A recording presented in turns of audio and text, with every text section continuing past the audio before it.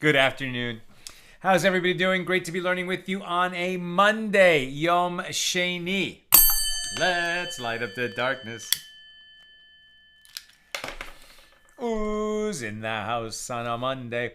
Yehuda in South Carolina, Stephen in New Hampshire, Guy in Ohio, Bella in Florida, Shandora in the Bronx, Bill in mid-Missouri. Some slight shenanigans with the notification. It was there and then gone for a second before coming back again. Can't wait for the AT app. We're so close. We're just finalizing getting it listed in the App Store. The App Store requested some modifications of the screen images of what the app would look like, but we're really close. Sharon in New Jersey, Melissa in Great Neck, Joe in the Inland Empire, Paul in the Great Northwest, Belle in Texas. Thank you for the continued prayers for my daughter. May she have a refuah shlema, a complete healing of body, mind, and spirit. We say amen. Ifa in Florida, Ella in the house, Chaim in Florida, Ilanit in Silver Spring. Welcome, everybody. Our daf. And I believe we're just one page behind the Daf Yomi schedule, so not bad. Soon we'll have a double and get caught up, I hope, with God's help. So we're picking this up, a few paragraphs from the top on page 81a. 81 is our Daf today. Here in Tractate Bava Metzia, the 22nd volume of the Talmud, continuing our discussion of Mishna number 5, in chapter 6. We're actually quite close to the end of chapter 6. A dilemma was raised before the sages. When Rav Chisda said that a borrower who returned the item after the period of the loan is exempt, so I think I was confused yesterday. I said, what does this mean? A borrower, somebody borrowed something, and he returned it late, so now he's exempt from the obligations of a borrower? Made no sense to me. And then I suggested maybe what it means, because the borrower has the highest degree of liability, right? Of the four custodians, the paid bailee, the unpaid bailee, the paid bailee, the renter, and the borrower has the highest degree of liability. If anything happens to the thing he borrowed while it's in his care, he has to replace it. And so why would we say that after the period of the loan ends and the borrower hasn't returned it, that then he would be exempt from liability? So I suggested he'd be exempt from the liability of a borrower because he would have the liability of a robber since he's kept it to use it beyond the agreed upon time that he and the owner agreed that he would borrow it. But that's not what they're actually talking about here. What they're saying is he borrowed it for an intended purpose for a certain amount of time, and then the period of his using it ended. So now he's simply waiting to return it. Right? He's not using it anymore. So in that sense, he's not borrowing it. Right? He's waiting to return it. I mean, he's trying to return it. Maybe the owner isn't available for him to return it yet. So that's what it means that the period of the loan has ended, and that's why we would downgrade his liability from borrower, right, which is the highest level of liability, to something else. And the question is what? What are we downgrading him to? What does he become now? He's not a renter. So is he like a paid bailee because he had the benefit of the thing while he was using it? Or is he an unpaid bailee, just like watching something for somebody else until he can return it? So the dilemma was raised before the sages. When Rav Chisda said that a borrower who returned the item after the period of the loan is exempt, is he exempt only from the strict obligations of a borrower, but he remains liable as a paid bailee? Or perhaps, right, the difference between a paid bailee and an unpaid bailee is only liable if something happens to the item that he's watching due to his negligence. Whereas a paid bailee is also liable in cases of loss or theft that were preventable if he, had locked up the item, as it were.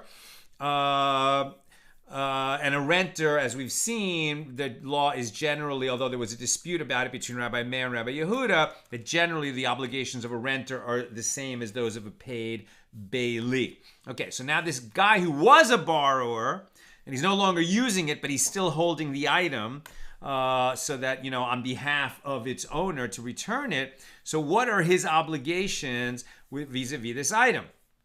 Or vis-a-vis the owner, let's say, regarding this item? So he's exempt only from the strict obligations of a borrower, but does he remain liable as a paid bailee? Or perhaps he is not even liable as a paid bailee.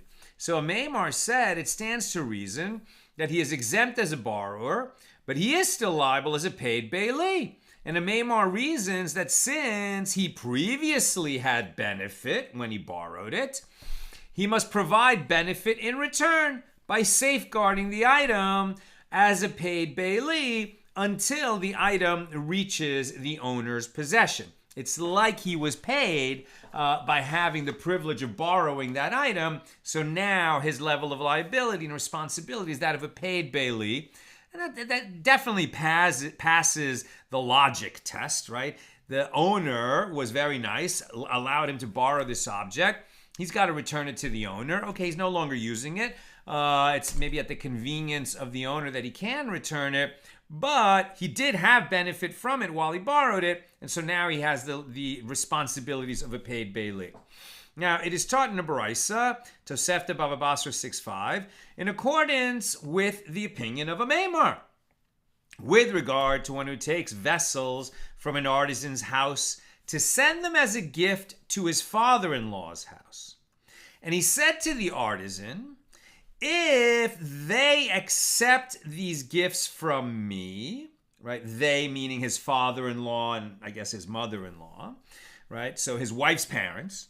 And he's trying to placate them, right? Or have him like them, have them like him. So if they accept these items from me as a gift, then I will give you the money for them, all right? I'm going to buy them if I can use them for the purpose that I need them for, which is to give a gift to my in-laws. But if they don't accept this gift from me, then I don't want to purchase this item, right? So, and the seller agreed to this. Okay, fine. Take it. If they buy it from you, if they accept it as a gift from you, you get a lot of value from that by being in the good graces of your in-laws. And then if they accept it from you, then you'll buy it from me. You'll pay me for it.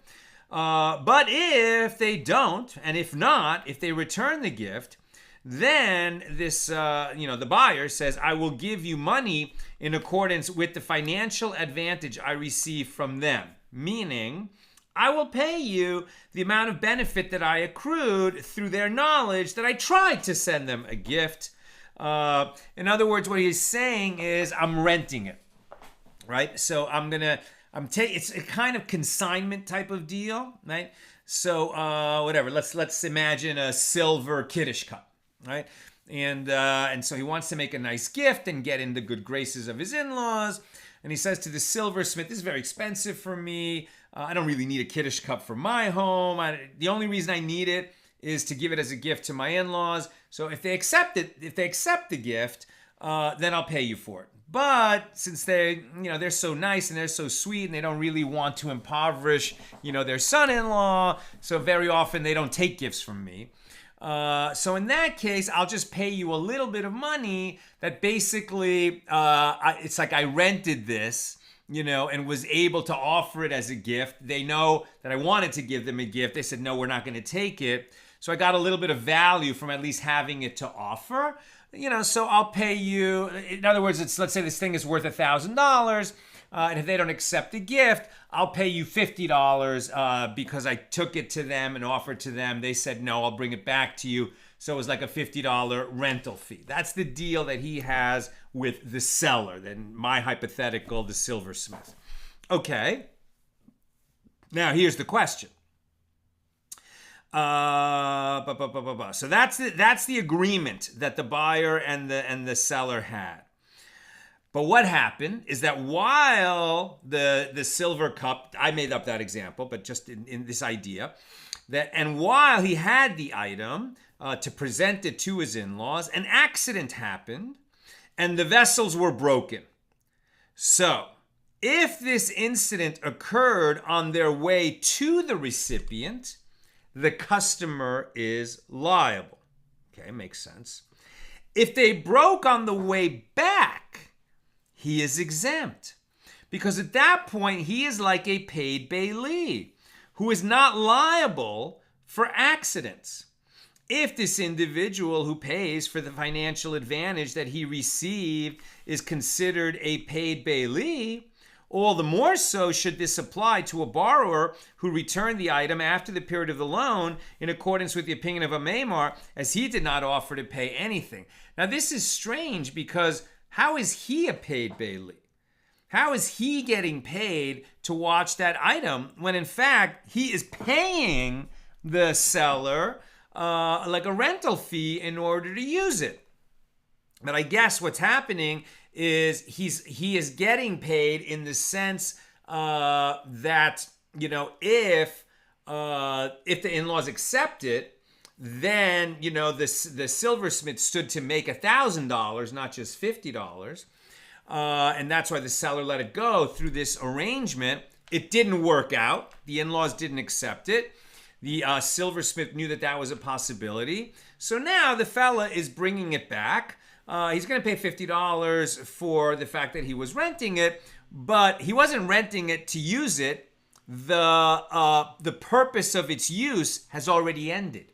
And that's why we're comparing this to somebody who's returning an object after the period of the loan has ended, right? Because it was only useful as a presentation to the in-laws that either they would accept the gift or they would reject it, but know that a gift had been offered, and that is over. So at this point, it's like the son-in-law is just watching that silver cup for the silversmith until he can return it. And that's why they're likening him to a paid bailee. And a paid bailee is responsible for his own negligence, for loss, or for theft, but not for some kind of unavoidable accident that was circumstances beyond his control. And therefore, at this point, he's not liable to make good on the silver cup that broke through this, unfortunate circumstance. Now the Gemara relates, and that was the ruling, right, in this Baraisa. So that's why we're learning out that that one who borrowed and now is just returning it after the actual period of the loan, right, the time for which the use for which he borrowed it has ended. He is like a paid bailee, and a paid bailee liable for loss and theft and negligence, but not for accidents. Now the Gemara relates, there was a certain man who sold a donkey to another. And the buyer said to him, I will bring it to such and such a place. If it is sold, well and good.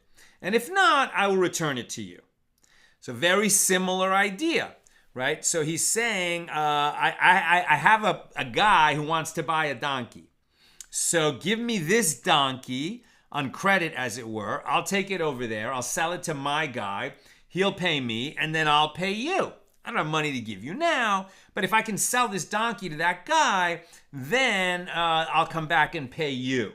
and the seller of the original seller of the donkey agrees to this, right? So very similar to this other guy who wanted to bring the silver cup to his in-laws. But there's an important difference, as we shall see. So there's a certain man who sold a donkey to another, and the buyer said to him, I will bring it to such and such a place. If it is sold, well and good. And if not, I will return it to you. So he went to that place, and the donkey did not sell. And on his way back, the donkey was injured in an accident. And the case came before Rav Nachman, who deemed the buyer liable to pay. Now, that's a very different outcome than when the silver cup had an accident on the way back to the silversmith. And because it was beyond the period that it was in its intended use, we said that he's not liable for an accident. So why is this guy who took the donkey, to a place where he thought it would sell and it didn't sell there, and now he's bringing it back to the original seller, it has an accident and he is liable. So what is the difference? Rabbah raised an objection to Rav Nachman from the Baraisa. If an accident happened to the vessels on their way back to the recipient, the customer is liable. But if they broke on their way back, he is exempt because he is like a paid bailee. So if so, why did you deem this buyer liable when the accident happened on the return trip? And Rav Nachman said to Rabbah that there is a difference between the cases, as on the way back of this case is considered like on the way to. Right, the way there and the way back are the same. Why? Because when the original son-in-law took that silver cup as a gift to his in-laws, there was only one intended possible recipient, right? His in-laws. And if they didn't accept the gift, then he's going to give it back to the seller. But this guy who took a donkey, from Pumbedisa to sell it in Nehardea, and then he wasn't able to sell it in Nehardea, so he was bringing it back. But so in other words, why is the way back the same as the way there in this case? What is the reason for this? It is based on logical reasoning. Even on his way back, if he found an opportunity to sell the donkey, wouldn't he have sold it? Therefore, as he was in the possession of the animal the entire time and was willing to sell it, the purpose of the trip was to sell the animal at a profit, and he could have done that on the way back just as much as on the way there. Therefore, he bears the liability, not as a paid bailee, but rather as the buyer, right? As the buyer, with this, because we all agree that if it happened on the way there, then he's simply a buyer who hasn't paid yet, right? And so therefore he bears responsibility, or let's say he's a borrower, and he's going to pay when he gets back, and he has the responsibilities of a borrower who is liable for accidents. And that's why Rav Nachman deemed him liable in that situation. New subject. The Mishna teaches, with regard to one who says to another, safeguard my property for me, and I will safeguard your property for you.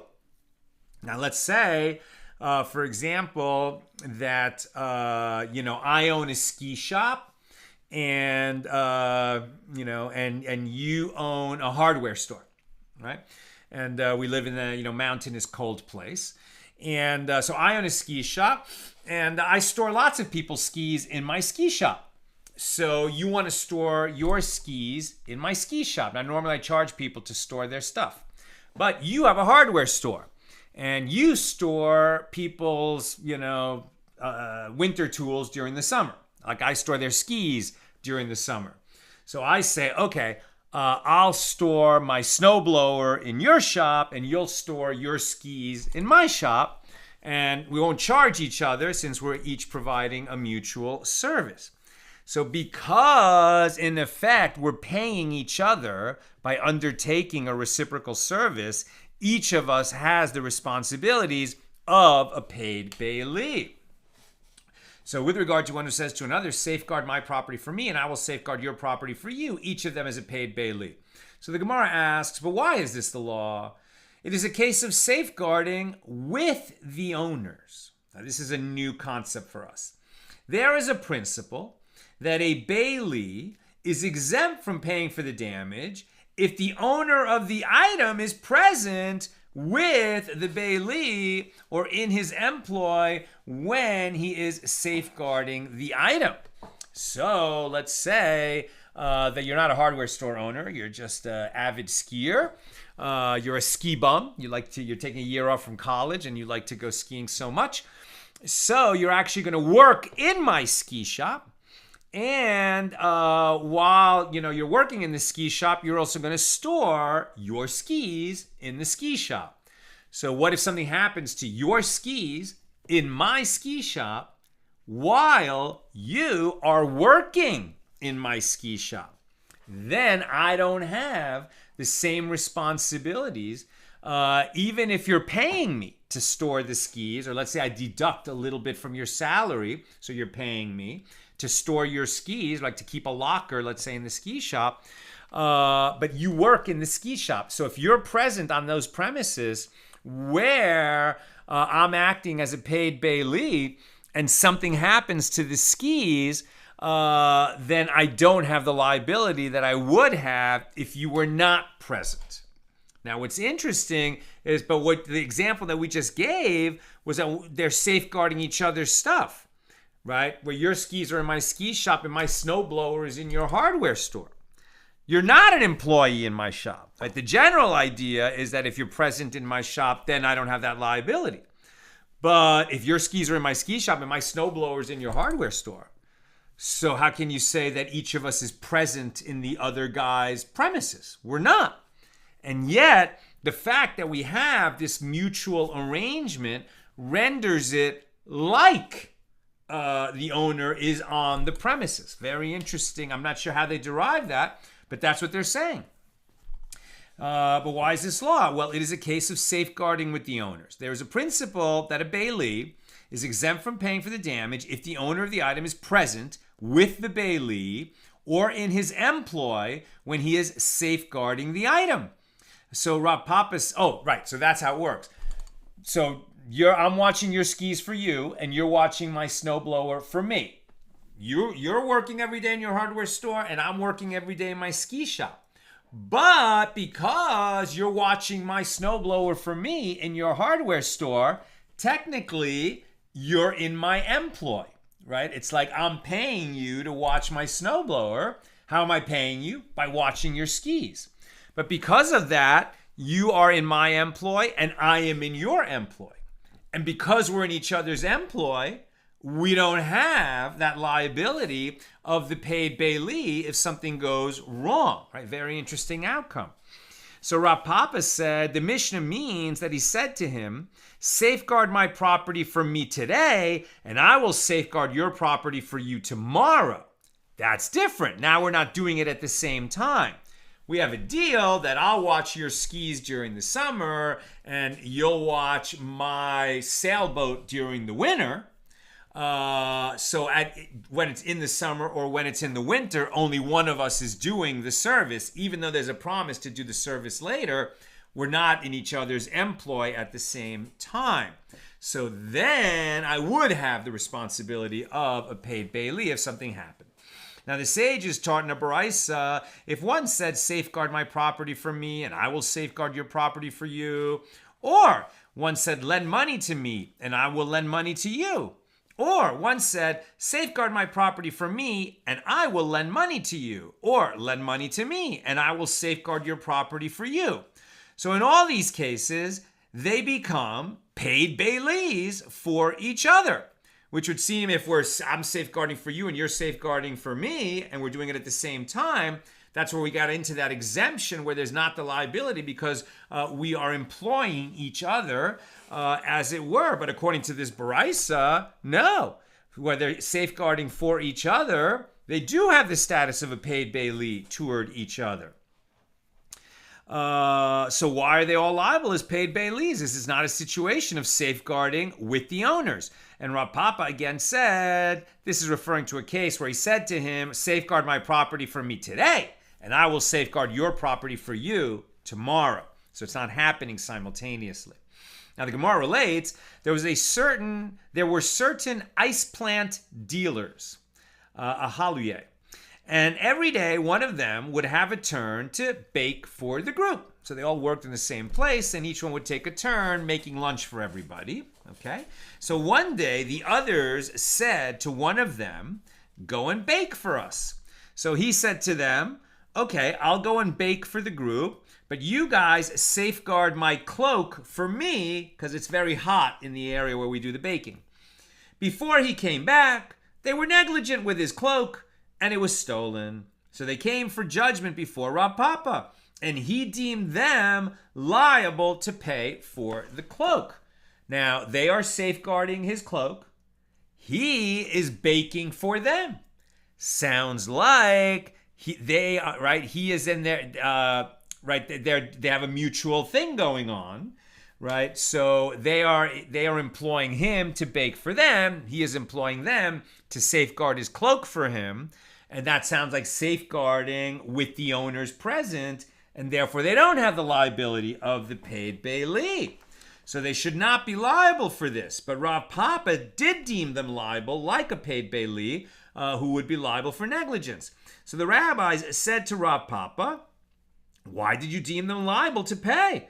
This is akin to a case of negligence by a bailee while he is with the owners, even though they're not in the same place. He is employing them to watch his cloak. They are employing him to bake for them. As the owner of the cloak was baking for them at the time that the cloak was stolen due to their negligence. So Rav Papa was embarrassed over his apparent mistake. But ultimately, it was discovered that at that time when the cloak was stolen, the cloak owner was drinking beer and not baking. Since he was not working for them at that time, this was not a case of safeguarding with the owner. It was like, I'll safeguard for you today, you'll bake for me tomorrow. So it wasn't happening at the same time. Therefore, they were functioning as paid bailees, and due to their negligence, his cloak was stolen. They owe him a new cloak. He got lucky that he was drinking beer instead of doing his job, and that resulted in, while they were negligent, he got paid. Now, the Gemara comments, this works out well according to the one who says that in a case of negligence by a bailee, while he is with the owners, he is exempt. Due to that reason, Rav Papa was embarrassed. But according to the one who says that in a case of negligence, he is liable even while he is working with the owners or for the owners, why was Rav Papa embarrassed? Rather, this is what actually happened. That day was not his turn to bake. And they said to him, you go and bake for us. And he said to them, as payment for baking for you when it is not my turn, safeguard my cloak. So in other words, they were 100% paid bailees. Now, before he came back, it was stolen, and they came before Rav Papa, who deemed them liable to pay. And the sages said to Rav Papa, this is a case of safeguarding with the owners. But Rav Papa was embarrassed. Ultimately, it was discovered that at that time, the cloak owner was drinking beer and not baking, and therefore, this was not a case of safeguarding with the owners or while the owners are being employed. And therefore, Rav Papa, for the wrong reason, made the right ruling. And so there's a note here that the reason the Gemara relates the details of Rav Papa's apparent error is to illustrate the principle that divine providence protects the worthy. In fulfillment of the verse, no mischief shall befall the righteous from Proverbs 12:21. So even in a moment of forgetfulness, Rav Papa's merits earned him divine protection so that he intuited the correct ruling, even though he didn't have enough information to make that ruling. He made it correctly through his intuition because he had this divine protection from all the merit he had acquired of being such a dedicated sage on behalf of his community. The Gemara relates, an incident, and we are in 81b, an incident occurred with these two people who were going on the way, one of whom was tall and one of whom was short. Okay, tall man, short man. The tall one was riding on a donkey, and he had a sheet. I'm not exactly sure what this means, he had a sheet, like he was wearing a toga or he was carrying a sheet on the donkey, but I think actually it was like a folded sheet that he was carrying on the donkey. Now the short one was covered with a woolen cloak, and he was walking on foot. When the short one reached the river, he took his cloak and he placed it on the donkey in order to keep the cloak dry. And he took that tall man's sheet and he covered himself with it. Right? So he wouldn't be naked. He didn't want to get the cloak wet. But he also didn't want to walk around naked. So he just took the sheet from the tall man. And in the note, we learn that it seems that the tall man was not aware that the short man took the sheet in order to cover himself with it. And as he crossed the river, the water washed away the sheet that belonged to the tall man. So the tall man came for judgment before Rava, who deemed the short man liable to pay for the sheet. So the rabbi said to Rava, why did you deem him liable to pay? This is a case of borrowing with the owners present, right? The short one took the sheet, but apparently they were walking together. So if you borrow something from somebody, but he's right there with you, then it's not the same as if you borrow something, you go somewhere else, and while it's in your possession, you have an accident, or you're negligent, or it's lost or stolen, where you're liable. But if you borrow something, and means you're just using it in the presence of its owner, and something happens to it, then you don't have that liability of a borrower. So it would seem that here, with him borrowing the sheet in the presence of the tall man who's on the donkey, and it was washed away in the river, but it was in his presence, so the short one should not be liable to pay. And Rava was embarrassed, but ultimately was discovered that the short man took the sheet without the tall man's knowledge and placed it on himself without his knowledge, and therefore this was not borrowing, but theft. And that's why he is liable. And Rava, who didn't have that detail, nevertheless ruled correctly for the same reason that Rav Papa ruled correctly, because he had, all this merit and divine providence assisted him. The Gemara relates a third incident. There was a certain man who rented a donkey to another man. And the owner said to the renter, listen, when you take this donkey, do not go on the path of Nehar Pikod, where there is water, and the donkey is likely to drown. Instead, go on the path of Neresh, where there is no water. So the renter went on the path of Nehar Pikod, where he was told not to go, and the donkey died. So when he came back, he said, yes, I went on the path of Nehar Pikod, where you told me not to go, but you told me not to go there because there's water. There was no water there. And therefore, the donkey's death was caused by other factors. You told me don't go there because there's water and the donkey could drown. Well, I went there because I knew that there was no water. The donkey did die, but it didn't die because it drowned. It died from some other kind of accident. Now, he was using it, presumably in an unauthorized way. He was told not to go there. But the nature, the reason that he was not authorized to go there doesn't apply to the situation. Rava said the renter's claim is accepted due to the reasoning of why should he lie? In other words, if this man wanted to lie, he could have told the donkey's owner, I went on the path to Neresh, just as the owner instructed, and then the donkey died of whatever this accident was. It was certainly not drowning. So Abaye said to Rava, we do not use the principle of why should I lie in a place where there are witnesses. Since witnesses could be summoned to establish conclusively whether there was water along the path of Nehar Pikod, the reason that the renter could have stated a different claim is not employed. And that actually concludes that discussion. Now, the Mishnah teaches, back to our Mishnah number 5, that if one says to another, safeguard my property for me, and the other one says to him, place it before me, right? So one says, will you watch this for me? And the other one doesn't say, yes, I will watch it for you. Rather, he says, place it right here, right? Place it in front of me. Now, did he accept responsibility to be a bailee, whether paid or unpaid? Or did he just say, put it down? What happened here, right? That's what we're discussing. So the Mishnah said that if one says to another, safeguard my property for me, and the other one says, place it before me, then the second individual is considered an unpaid bailee. He has said, yes, I'll watch it for you, and I'm not expecting payment for that. So he's only going to be liable if something happens to it because of negligence. But for loss or theft, no. So Rav Huna said, if the second individual said to him, place it down before yourself, he is neither an unpaid bailee nor a paid bailee, and he has no responsibility at all. Now, a dilemma was raised before the sages. If he said simply, place it down, without specifying further, then what is the law? And the Gemara attempts to provide an answer from the Mishnah. Come in here. If one says to another, safeguard my property from me, and the second guy says to him, place it before me, the second individual becomes an unpaid bailee. So this indicates that if the second guy just said, put it down, he has said nothing, and he did not become any kind of bailee. But the Gemara rejects this inference. On the contrary, one can infer an opposite. One can infer the opposite from that which Rav Huna says. If the second individual said to him, place it down in front of yourself, it is in this case that he is neither an unpaid bailee nor a paid bailee.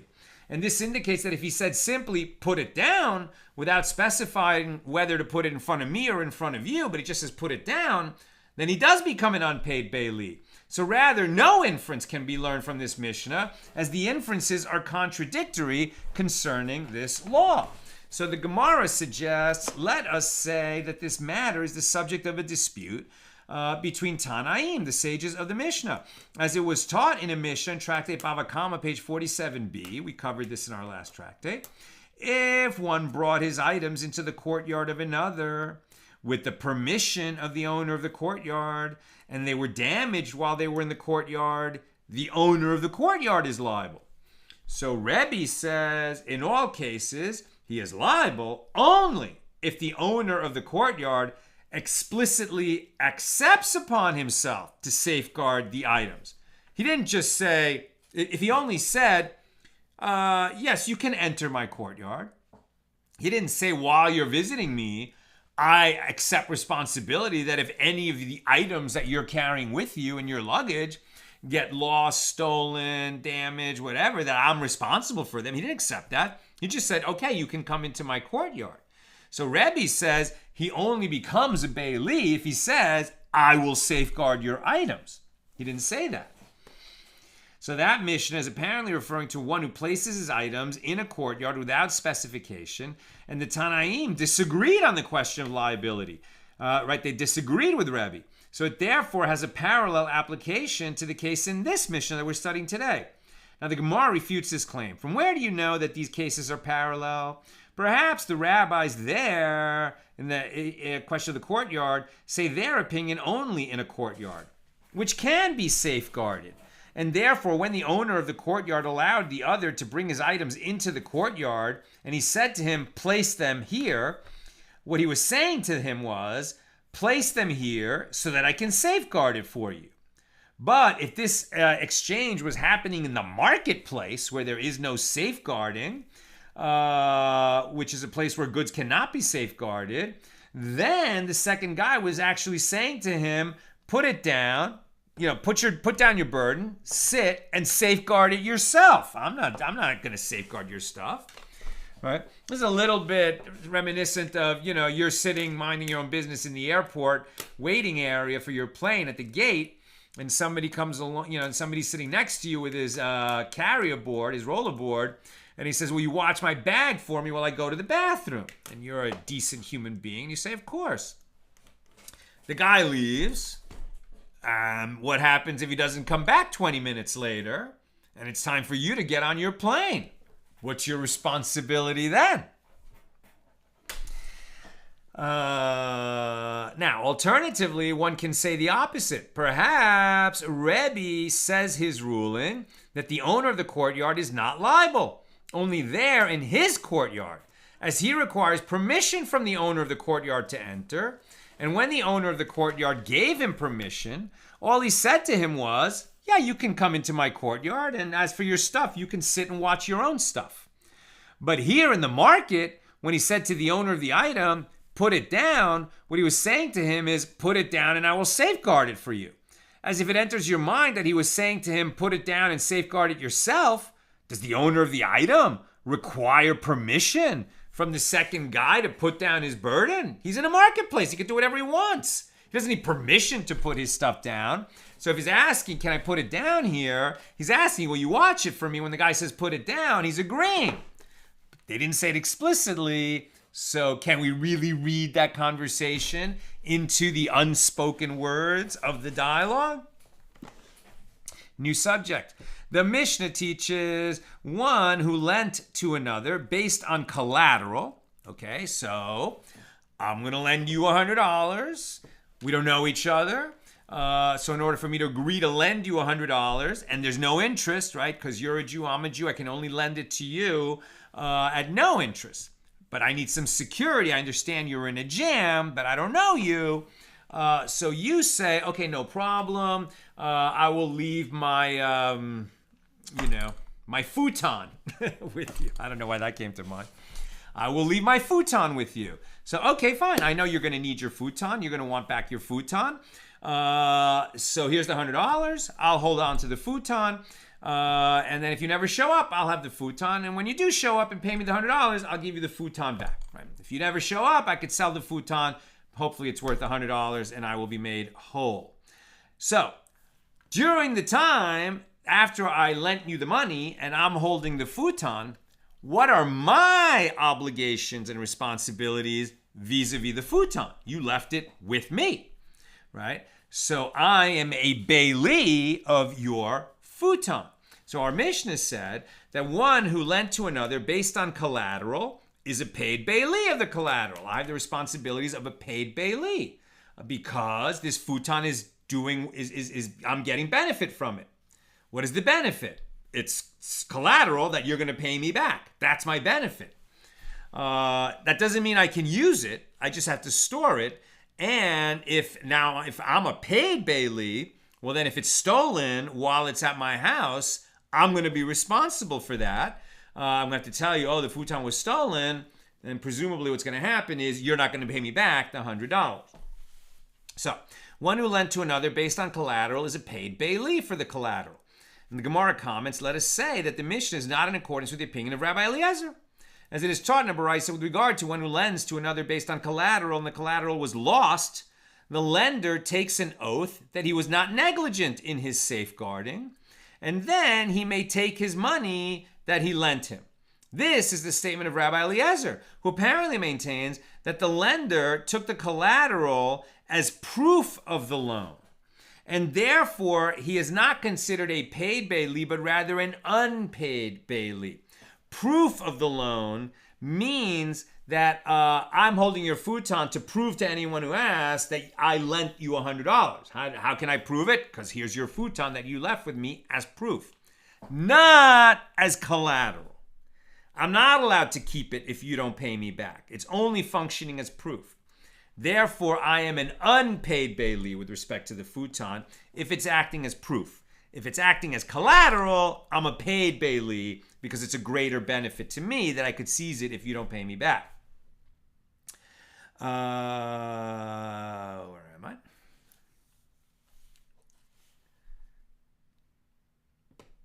Right, so this is the statement of Rabbi Eliezer, who apparently maintains that the lender took the collateral as proof of the loan, and therefore he is considered an unpaid bailee who is liable for negligence unless he takes an oath.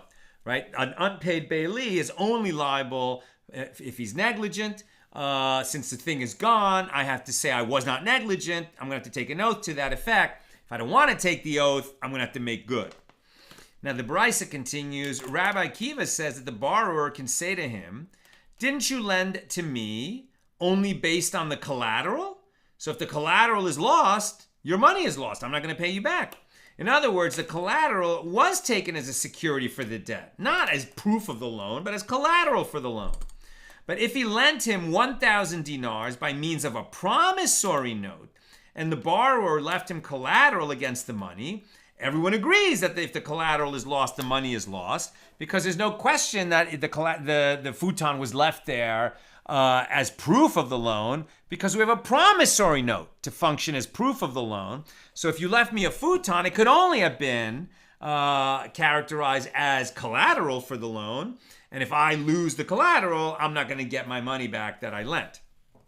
In this case, it cannot be claimed that the collateral was held as proof of the debt, as there was a document attesting to the debt, and consequently was evidently taken as security corresponding to the loan, which means that if the collateral is lost, the lender loses his money.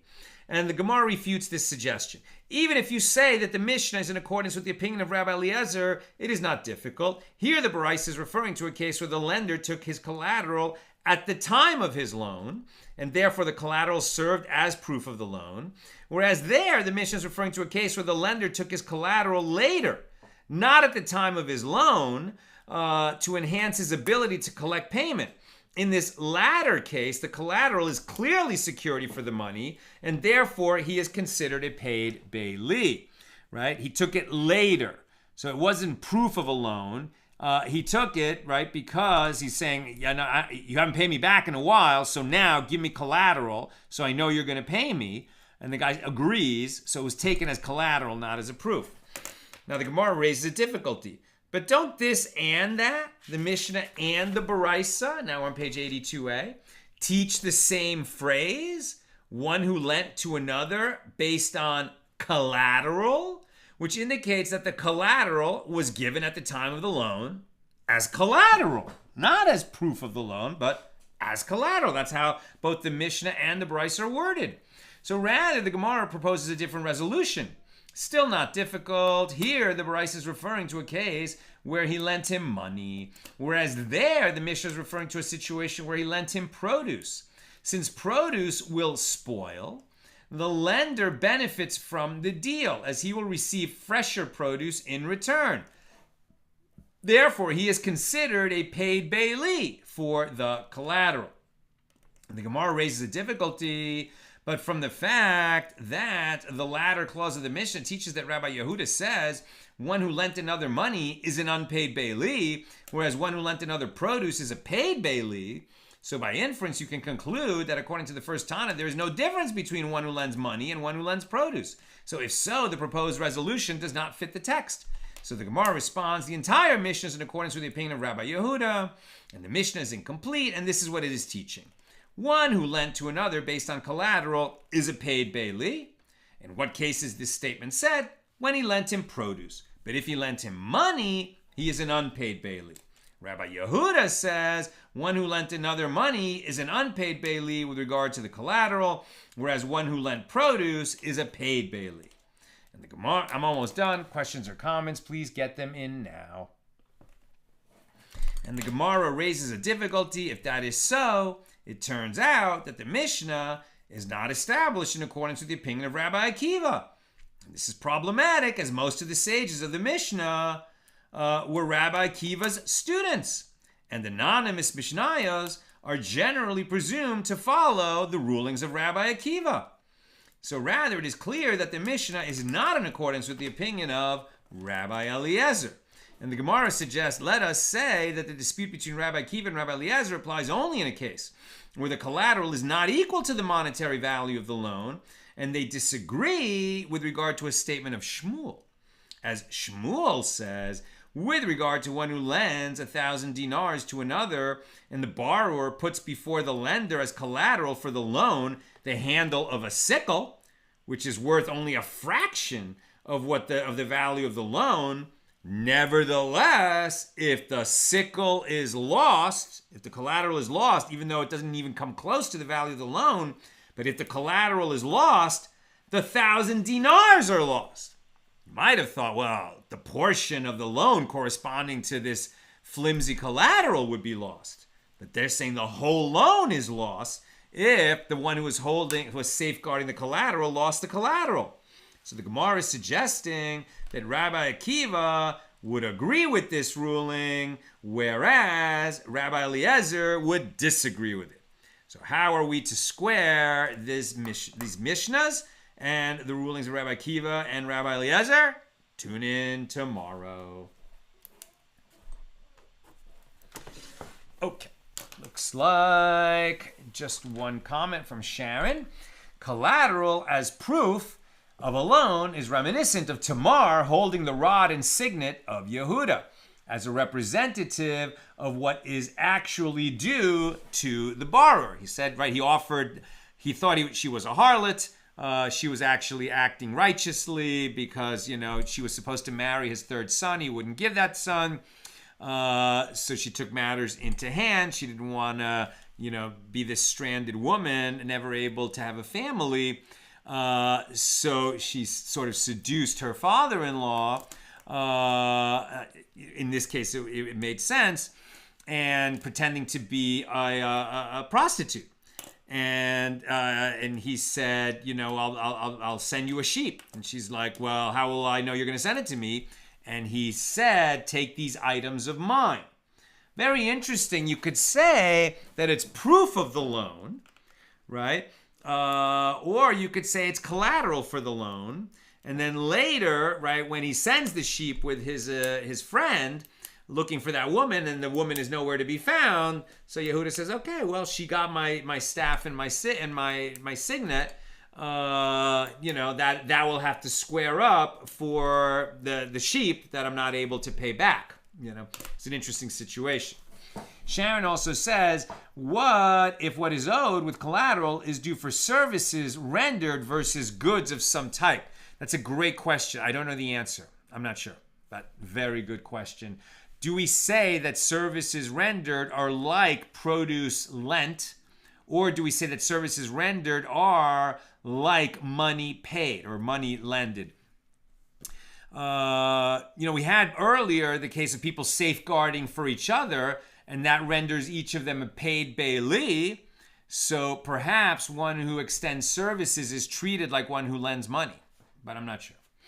And I also saw a comment. Nina slips me the comments, and I normally can't scan them as I'm reading. But I happened to notice that where was it? It just caught my eye as I was teaching that Jonathan said, don't call it a ski bum. Did I see that? Yes, Jonathan said, I object to ski bum. I prefer ski aficionado. Very good. That's what I've got for us today. And with God's help, we'll be together again tomorrow, Tuesday, the regular time, 6 p.m. Pacific. Have a great night.